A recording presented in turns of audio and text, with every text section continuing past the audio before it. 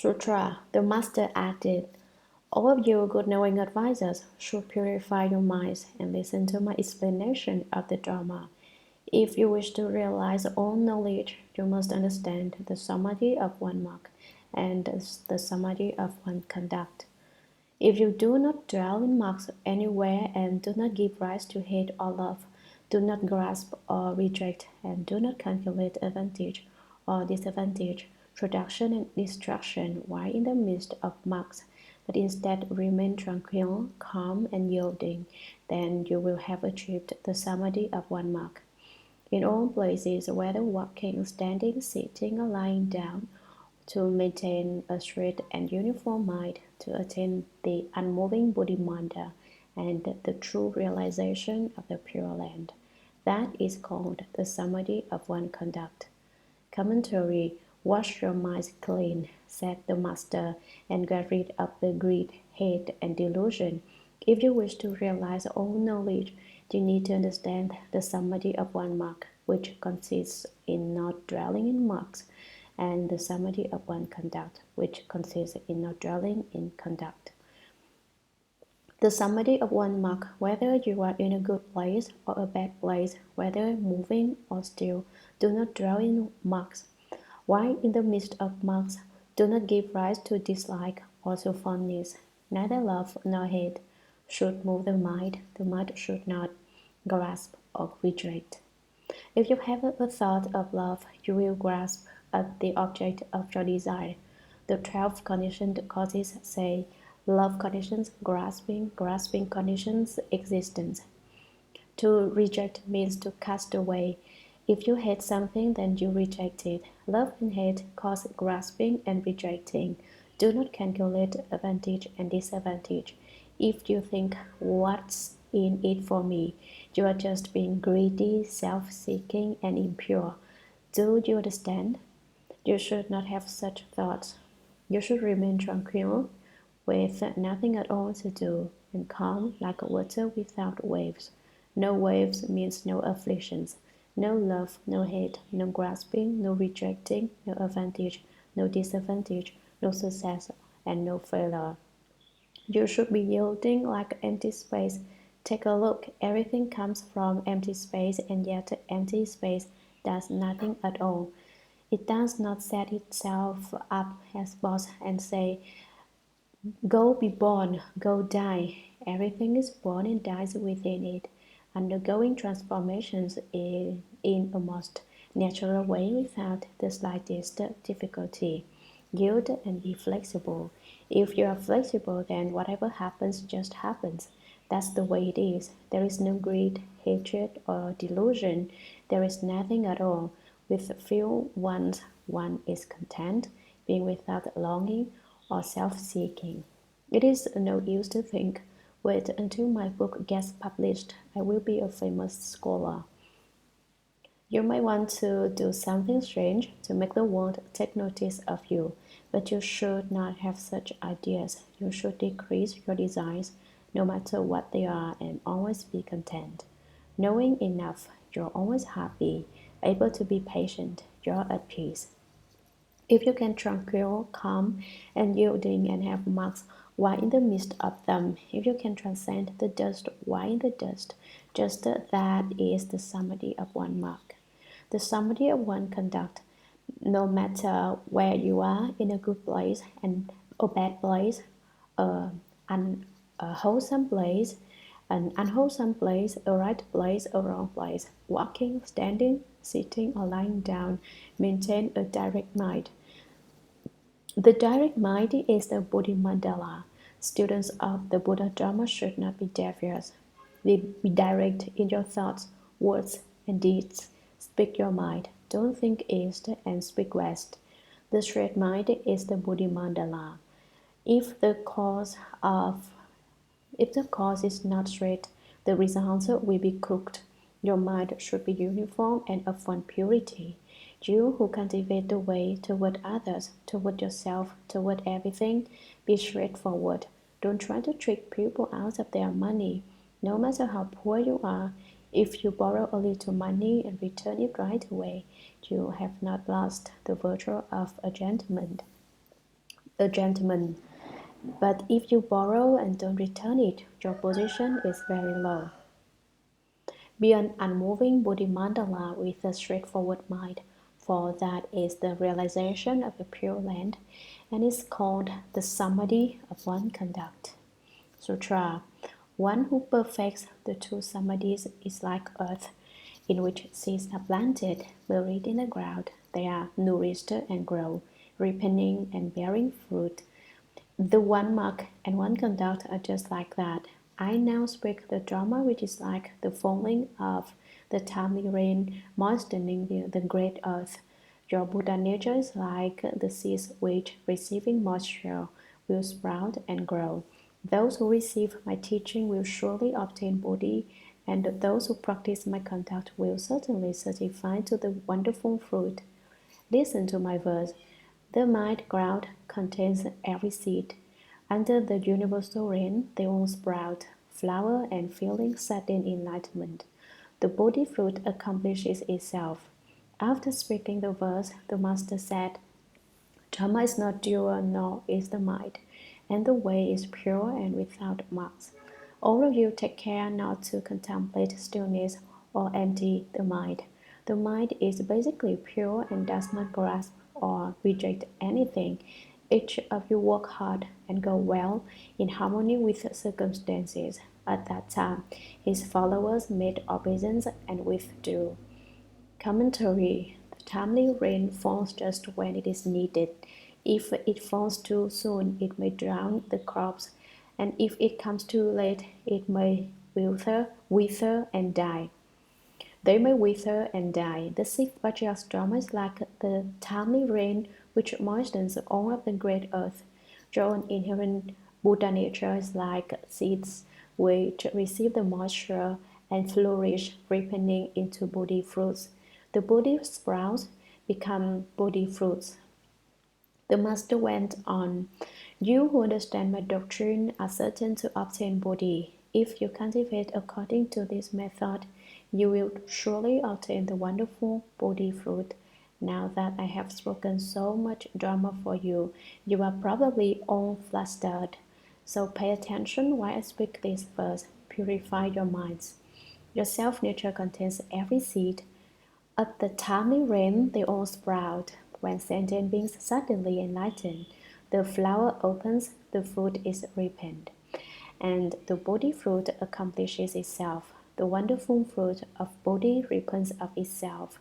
Bodhidharma said the fruit comes to bear of itself, and the Sixth Patriarch said the Bodhi fruit accomplishes itself. They were speaking of all of you who have the Dharma name Kuo, fruit. You should ripen throughout the world.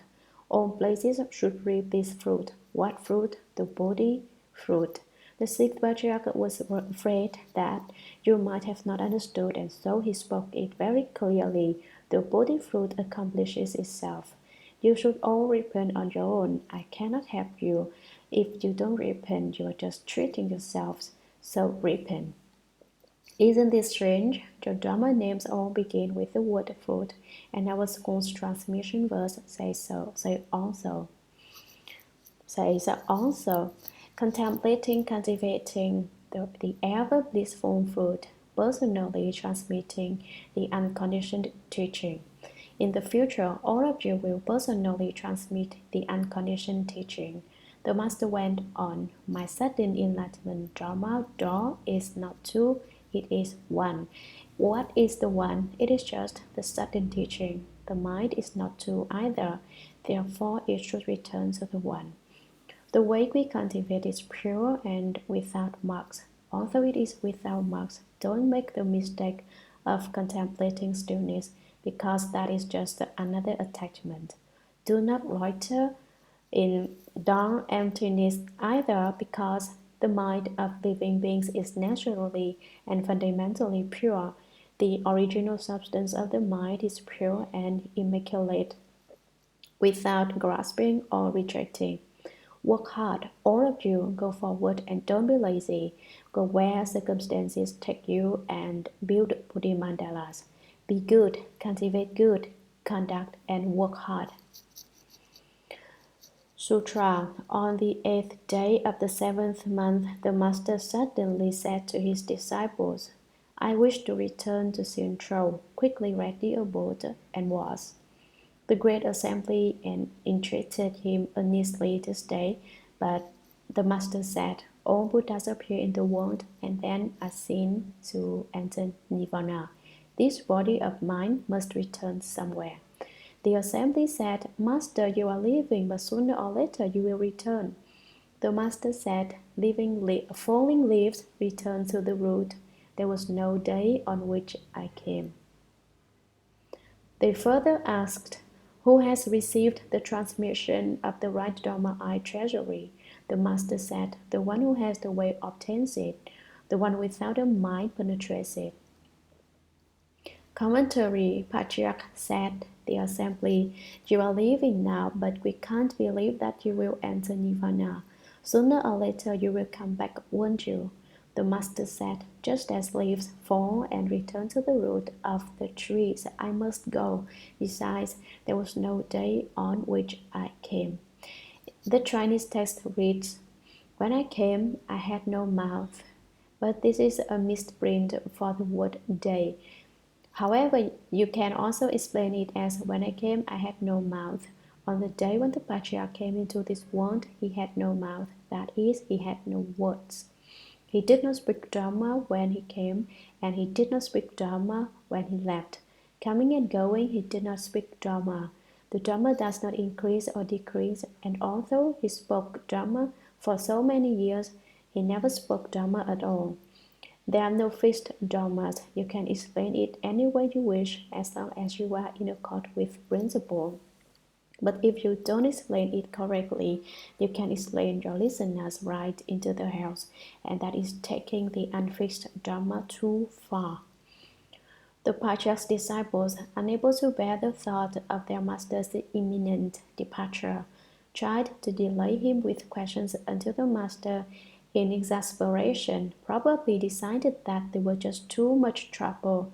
I'm getting out of here, he probably thought. The right Dharma I treasury refers to the robe and bowl. So many disciples, and yet not one of them knew who had received the Dharma transmission. If they hadn't been greedy for it themselves, they wouldn't have asked this question. Why else would they be standing in the river and gazing out into the sea? If you weren't longing for the sea, why would you be standing there? Everyone thought the robe and bowl was extremely important, but the Sixth Patriarch was not a businessman. If he had been at $65 a transmission, he could have made a lot of money. Who got the transmission? The one who has the way obtains it, the one without a mind penetrates it. Whoever has no self-seeking mind understands my Dharma, because he has obtained the samadhis of the one mark and the one conduct. The Sixth Patriarch's Dharma is to be found in these verses and these principles, and if you cultivate according to them, you will obtain his Dharma. Sutra. They further asked, in the future, there won't be any difficulties, will there? The Master said, 5 or 6 years after my extinction, a man will come to take my head. Listen to my verse. Offerings to the parents with a bowed head. There must be food in the mouth when the difficulty of man is met. The officials will be young and lean. Commentary. Remembering the demonic difficulties which had beset the Master during his lifetime, assassination attempts, arson, thievery, and spying, the Master's disciples wondered what would happen when he was gone. I know that the Sutra does not record all of the hardships the Master underwent. There were at least 6 attempts made to steal the robe and bowl, and the thieves were armed and prepared to kill the Master if necessary. So his disciples asked hopefully, there won't be any difficulties like that in the future, will there? No one will want to kill us, will they? Will they try to kill us instead of you? While he was alive, they tried to take his life. After his death, they tried to steal his head. In those days, it wasn't easy to be patriarch. It's not so difficult today, however, so don't retreat. The sixth patriarch's verse was a prophecy. No one understood it at the time, but later it came true. 5 or 6 years later, after the master's death, a Korean monk named Chin Ta Pei hired Chen Ching-man of Hongzhou to steal the patriarch's head and bring it back to Korea so that he could make offerings to it. Chen Ching-man was poor and hungry, and so he took the money because there must be food in the mouth. The Korean monk was no doubt very rich. At the time of the difficulty of Chen Ching-man, the magistrate was named Liu Tian and the governor was named Yang Kan. The flesh body of the patriarch was housed in the pagoda. Having heard the master's prediction, his disciples had bound his neck with a sheath of iron for protection. Chen Ching-man chopped at it with his knife, but he wasn't able to remove the master's head. He made a lot of noise, and when the bhikshus came running to catch him, they saw a man wearing white mourning clothes run from the pagoda. The bhikshus reported the incident to the police, and within 5 days the thief was arrested and brought to Nan Hua Temple to be tried. "Why did you try to steal the sixth patriarch's head?" they asked. "A Korean monk paid me to do it," he said. "I was hungry, so I took his money." The magistrate turned to the master's disciple Ling Tao and said, "What do we do now?" Ling Tao said, "According to the law, he deserves to die, but in the Buddha's teaching, there are no friends or enemies. Besides, the master predicted this would happen. Let him go." "The Buddha's gate is indeed wide," said the magistrate, and he set the criminal free.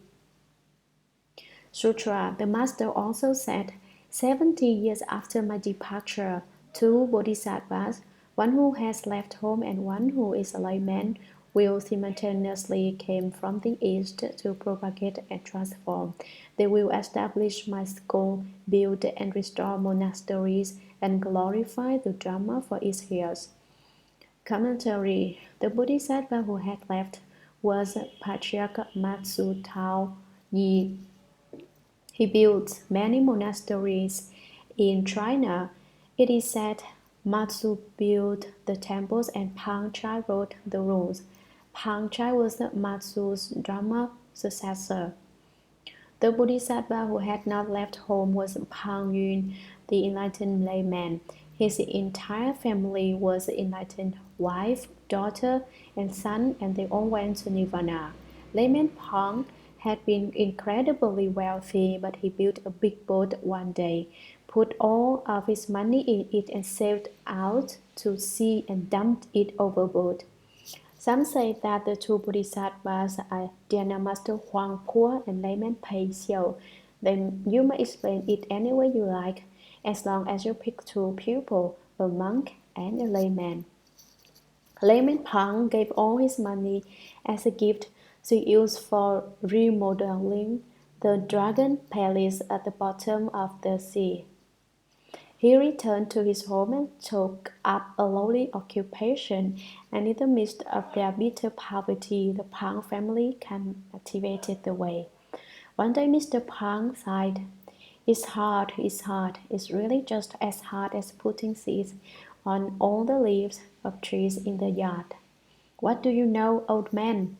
said Mrs. Pang. "It's not hard at all. In fact, it's easy. It's easy because I find on the tip of every blade of grass the patriarch's mind." She thought it was easy, and he thought it was hard. Then their little daughter came and disagreed with both of them. "It's not easy, it's not hard. I eat when I'm hungry and I sleep when I'm tired. There's nothing to it," she said. Although Mr. Pang was married, he and his wife were like good friends and did not carry on like ordinary men and women. As a consequence, they became enlightened. Lay people should all imitate their inconceivable purity. Sutra. The assembly made obeisance again and asked, "Will you please let know for how many generations the teaching has been transmitted since the first Buddhas and Patriarchs appeared in the world. The Master said, the Buddhas of antiquity who have responded to appear in the world are numberless and uncountable. Commentary, their number is incalculable, said the Master. Besides, I never learned to read or write and am not very good at arithmetic, so let's not count them. Sutra, but now I will begin with the last 7 Buddhas. In the past adorned and there were Vipassin Buddha, Shikin Buddha, and Vishvapu Buddha. In the present worthy and there have been Karakushanda Buddha, Kana Kamuni Buddha, Kashyapa Buddha, and Shakyamuni Buddha. Commentary in the adorned aeon, Alamkarakampa, 1,000 Buddhas appeared in the world. The 998th Buddha of that Kampa was the Pashin Buddha. His name means victorious contemplation, every kind of contemplation, victorious view, or every kind of view. If you just remember the Pashin Buddha, that will do for general purposes. Shikin Buddha. Shikin is translated as fire. Vishvapu Buddha was the last Buddha of the adorned aeon. We are now living in the worthy aeon, Bandrakampa, so called because many worthy sages will appear during it. Of the 1,000 Buddhas of this aeon, Karakuchanda Buddha was the first. His name means worthy of offerings because he should receive the offerings of humans and gods. His name also means adornment. The second Buddha was Kana Kamuni, the third Kashyapa, and the fourth Shakyamuni. These are the most recent Buddhas. Sutra from Shakyamuni Buddha. The transmission went to Arya Mahakashyapa, Arya Ananda, Arya Sanakavasa, Arya Upagupta, Arya Daktaka, Arya Mikaka, Arya Vasumitra, Arya Buddhanandi, Arya Buddhamitra, Arya Bhashva. Commentary. Shakyamuni Buddha, in the midst of the millions of humans and gods who were circumambulating him, picked up a flower, and Mahakashyapa, the first patriarch, had to smile. No one knew what was happening when Shakyamuni Buddha said, I have the right Dharma eye treasury, the wonderful mind of Nirvana, the real mark which is unmarked. This is the mind-to-mind transmission, transmitted outside the teaching. I have already given it to Mahakashyapa in mind-to-mind transmission. The third patriarch, the Venerable Sanakavasa, was born wearing clothes, and as he grew, his clothes grew along with him.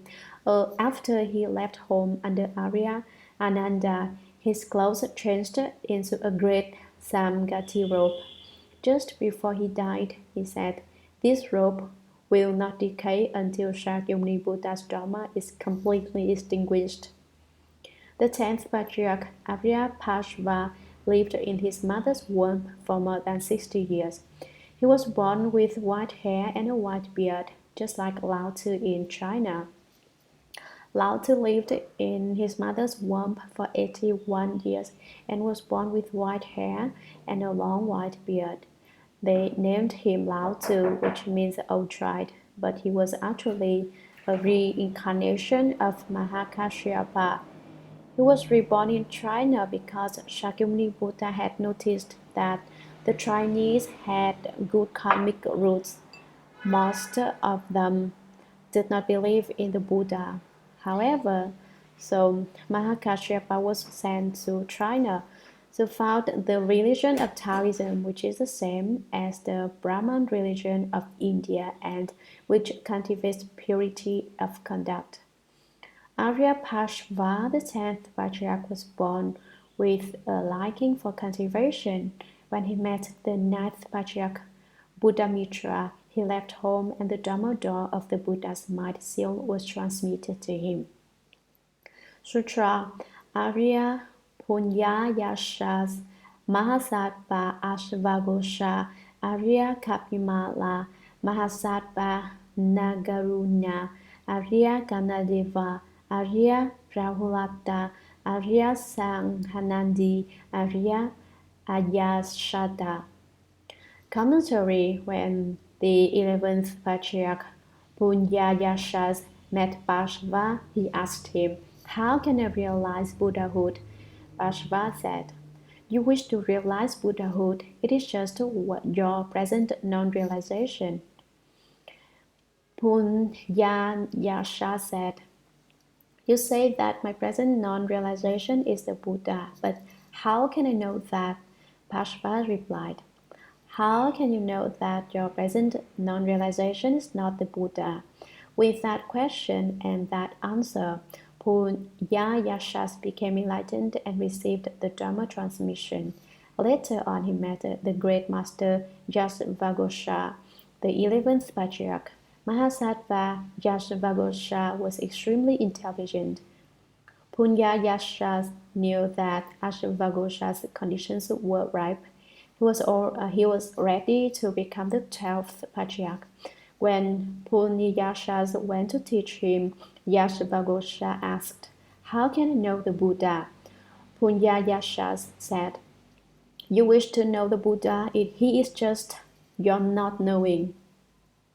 Yasvagosha said, "Not knowing the Buddha, how can I know that my not knowing is the Buddha?" Punyayasha said, "If you do not know the Buddha, how can you know that your not knowing is not the Buddha?" Yasvagosha said, "So this is the meaning of sawing. You say this and I say that, and we hack at the principle like sawing through a piece of wood." Punyayasha replied, So that is the meaning of wood. But what is the meaning of sawing?" Yasvagosha said, "It's just what you are, and what is the meaning of wood?" Punyayasha said, "You have just been sawed open by me. You have just been liberated by me." Ashvagosha was instantaneously enlightened.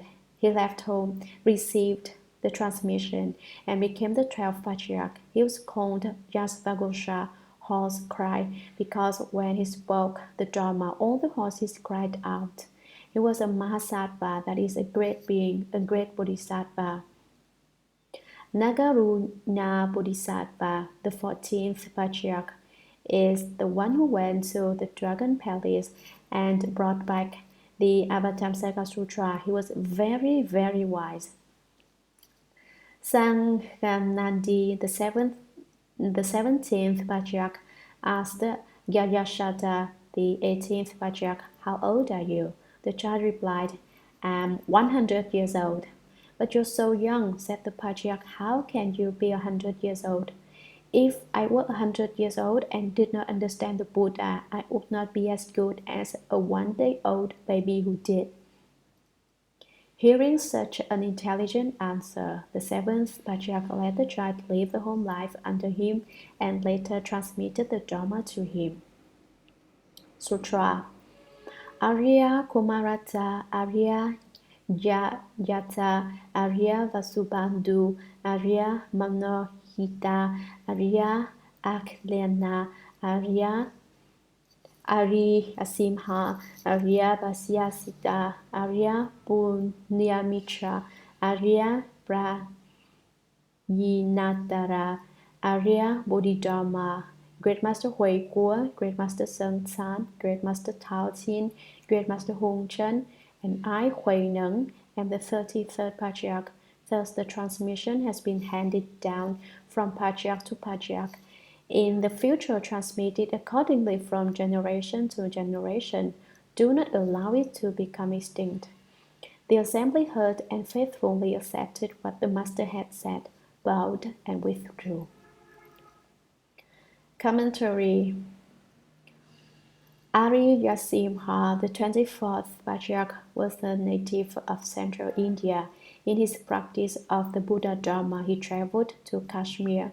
The king of Kashmir did not believe in the Buddha, but instead followed two non-Buddhist leaders who were intent on destroying Buddhism. As bhikshus were not allowed within the country, the king demanded of Arya Simha, "Have you ended birth and death?" Arya Simha wanted to convert the king. "I have ended it," he answered. The Buddha's teaching says that practicing the Bodhisattva way, you must give up your head, your eyes, your brains, and your blood. You must give up whatever someone happens to need. Now I need your head. Give it to me. Since you have ended birth and death, you must give me your head. Can you do it? "I don't even have birth or death," said Arya Simha. What does it matter if I lose my head? It's yours. Take it." The king sliced off Arya Simha's head, but instead of blood, a milky white fluid ran out of his neck. The king's arm fell to the ground. No one cut it off. It fell off by itself because he had murdered an arhat.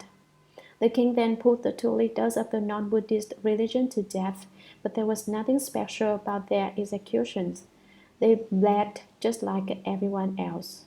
The king prohibited the non-Buddhist religion and spread the Buddha Dharma widely.